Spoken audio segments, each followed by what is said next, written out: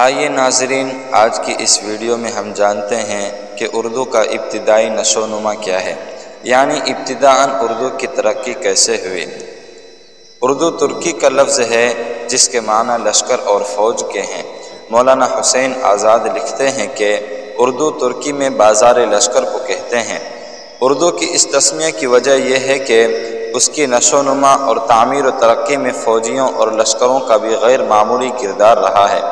علاوہ ازیں کچھ ایسے واقعات بھی پیش آئے ہیں جو اردو کے حق میں نہایت مفید اور اس کی تعمیر و تشکیل میں کافی ممد و معاون ثابت ہوئے ہیں، جن میں سے چند واقعات پیش کیے جاتے ہیں۔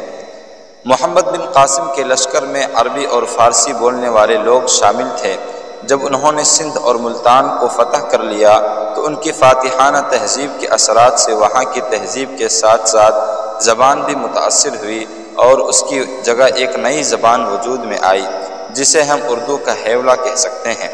اس کے بعد جب محمود غزنوی کا دور آیا تو اس نے شمال و مشرق سے فتح کرتے ہوئے سندھ، ملتان اور پنجاب سے لے کر میرٹھ اور نواحِ دہلی تک کے تمام علاقوں کو اپنی حکومت میں شامل کر لیا، تو مسلمانوں کی وہ تہذیبی اور لسانی اثرات جن کی بنیادیں محمد بن قاسم کے فاتحانہ دور میں پڑ چکی تھیں کافی گہرے ہوتے گئے، جس کے نتیجے کے طور پر اردو کسی محدود علاقے کی زبان کے بجائے مختلف خطوں کی زبان بن گئی۔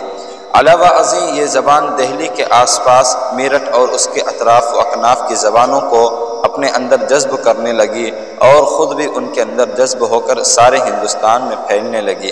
علاء الدین خلجی نے گجرات سے لے کر دکن تک کے تمام علاقوں کو 100 حلقوں میں تقسیم کر دیا تھا اور ہر علاقے میں ایک ترک افسر مقرر کیا تھا۔ چونکہ یہ افسران ترکی اور فارسی تو جانتے تھے لیکن یہاں کی عوامی زبان یعنی ابتدائی اردو سے بالکل ناواقف تھے، جس سے انہیں عوامی سطح پر بات چیت کرنے میں کافی دشواری کا سامنا کرنا پڑتا تھا۔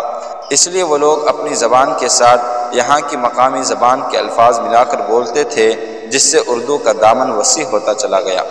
تغلقوں کے دور میں محمد بن تغلق نے سلطنت دہلی پر تخت نشین ہونے کے بعد دکن، گجرات اور مالویا پر اپنی گرفت کو مضبوط و مستحکم کرنے کے لیے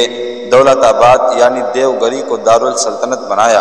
اور 1327 میں یہ حکم جاری کیا کہ تمام دہلی کے باشندگان، فوجی افسران اور ان کے متعلقین دولت آباد منتقل ہو جائیں۔ اس فرمان شاہی کو سن کر بہت سے علماء اکرام بھی دکن منتقل ہو گئے، جس کا فائدہ یہ ہوا کہ شمال سے لے کر دکن تک ایک مشترکہ تہذیب پھیل گئی اور اردو زبان قلیل عرصے میں شمال و دکن کے تمام علاقوں میں رواج پا گئی۔ اردو زبان و ادب کی نشو و نما میں اس وقت کے صوفیہ اکرام نے بھی زبردست کردار ادا کیا ہے۔ ان سالکان طریقت نے اشاعت دین کے لیے عربی یا فارسی کے بجائے ایک ایسی زبان کو اختیار کیا جس میں عربی اور فارسی کے ساتھ مقامی زبان کے الفاظ بھی شامل تھے۔ ان بزرگوں میں سے بابا فرید، امیر خسرو اور خواجہ گیسو دارز وغیرہ کے نام قابل ذکر ہیں۔